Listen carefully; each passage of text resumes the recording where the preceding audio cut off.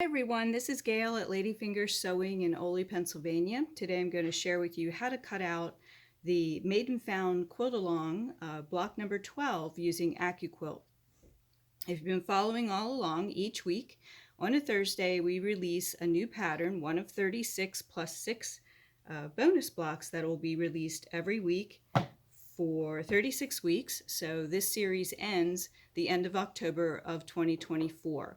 All of the patterns are posted on the Ladyfingers Accuquilt Go Club Facebook page. They're also available on the main Made and Found Facebook page, and they're also downloadable off of the ladyfingersewing.com website. So there's many ways to get your patterns.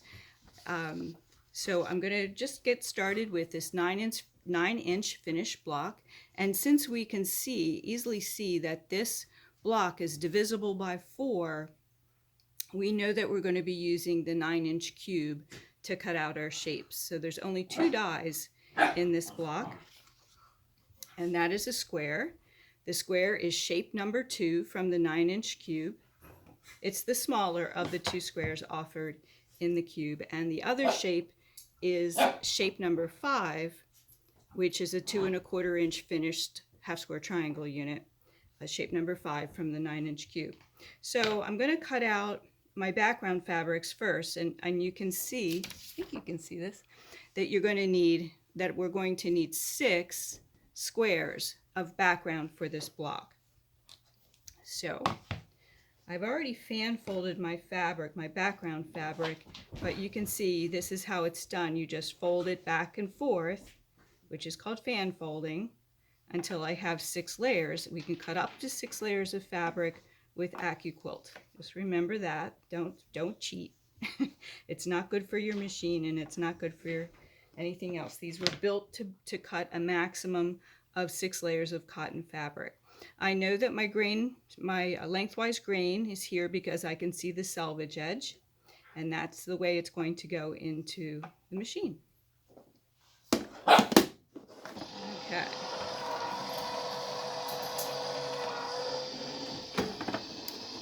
Okay, and the puppies know when I'm taping that it's playtime, so if you hear any carrying on, that's just Maddie and Ginger going at it.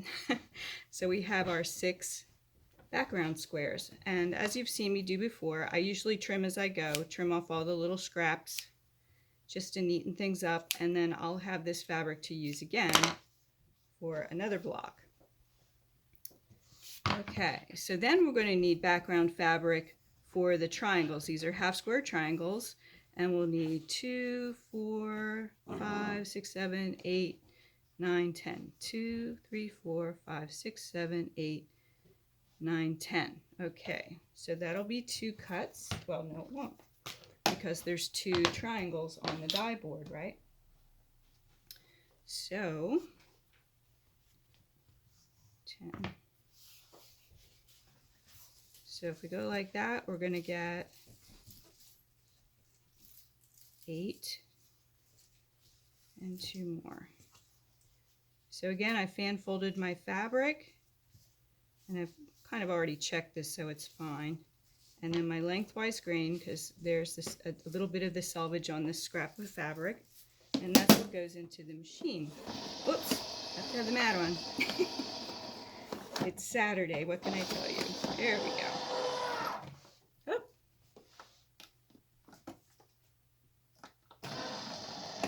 So for some reason the machine stopped, and that happens sometimes.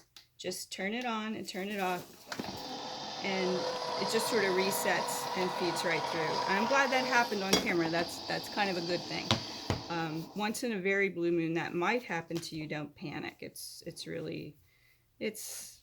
electricity. What can I tell you? But it works just fine. And if you get a little snip off and on now and then with a corner or somewhere, your die might need to be cleaned, or it just might be a little piece of metal from the die blade that catches a thread now and then. If you use high quality fabric and you pre-treat your fabric, I like to use Best Press for mine. It gives a little crispness, and it lessens the schnibble factor, is what we usually call it in the sewing room. So now I have my background fabrics already cut out. Now I just need 4 of the blue, the lighter of the two blues. Is that black or blue? Well, I'm doing color number 1 in the diagram, so I just need 4 half square triangles. So that means 2 layers of fabric for that. I have a nice big scrap of this blue that we're going to use. And I'll tell you what, I'm just going to chop this off. It is a rather large piece of fabric. Okay. Shh, Ginger. And this will go right into the machine.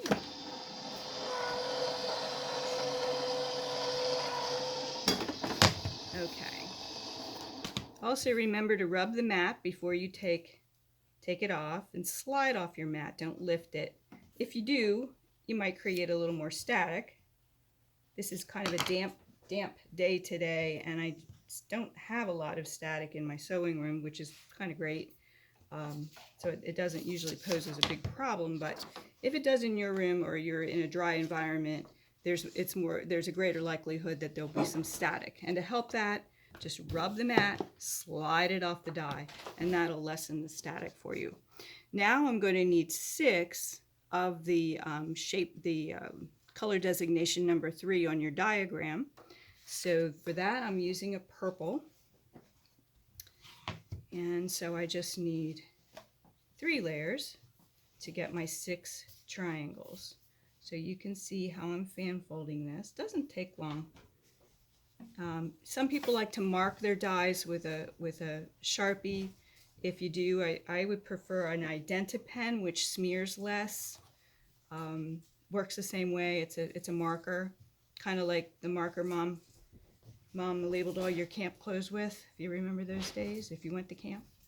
Okay, I think I barely made it there. Put the mat on. And it goes. So you can see using the machine is very, very simple. There's no real math too much. There's no computer to worry about. You select the right die, put the fabric on, run it through the machine, and you're ready to go, which is a really, really great thing. So just like that, we've cut out this block. And let's lay it out so you can see how it looks in fabric. Okay. So we'll do our 4 corners. Can you see that here? I think so. Where are you? I think we can see that.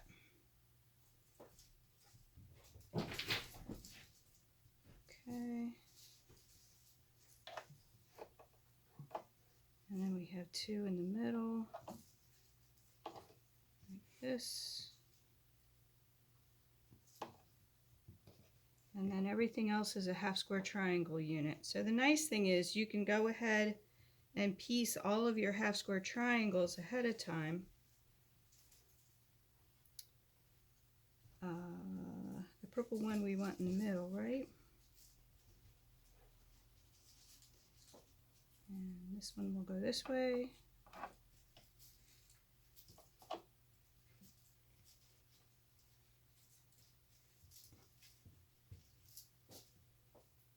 I don't know if any of you have been looking up the names of these blocks at all. This has a Jacob's ladder look, but I don't think it's a true Jacob's ladder. I don't pay attention that much to the names of blocks, because around here, and I'm in Pennsylvania Dutch country, we have many names for the same block. So I've really never played that game too much, but some people get into it. And so there's my darker triangles, the color designation number 3 on your diagram. And then I'm using the blue where you see the blue on your diagram.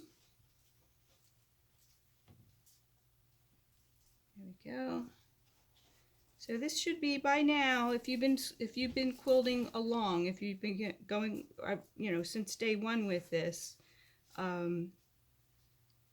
you're going to start to see a pattern. You're going to start to see some of the blocks go together the same way. I know last week the bonus block and the weekly block were the same configuration. It was just different colors.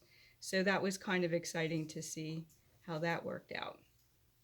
And then I have one more over here. Am I doing this right? You guys can watch.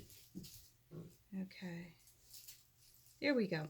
So to sew this block together, what we need to do, let me see if we're seeing this well. Okay. To sew this, we're going to sew all of our half square triangle units together first, and then just simply sew the rows either way, and your block is done. It's lickety split. So just pay attention to your 1/4 inch seam allowance, because this is kind of one-sided. All the seams are going in the same direction. So sometimes that will change the finished size of your block depending on the quality of your 1/4 inch seam allowance. So do be aware of that when you're sewing, because we know that the shapes are cut properly. So it's up to you to make sure that you pay attention to that nice 1/4 inch seam allowance. And I'm one to press my seams to one side. That's just how I roll. Some people do like to press their seams open. On the diagram on the pattern, you will see pressing directions, and Sarah Maxwell mastered all these, so I think it was really great that she included the pressing arrows for your convenience. You can see even here she's done that. What you don't pay attention to if you're using Accuquilt is the cutting directions. You're not cutting with a rotary cutter, you're cutting with Accuquilt, so don't pay attention to that. Don't pay attention to the drawn line and the 1/4 inch on either side. You do not need to worry about that if you're using Accuquilt, because your triangles will be already cut out and they're the perfect size. And since Accuquilt already trims off the dog ears, it makes it really easy to nail that perfect 1/4 inch seam. And there's no trimming at the end too, which makes it really nice.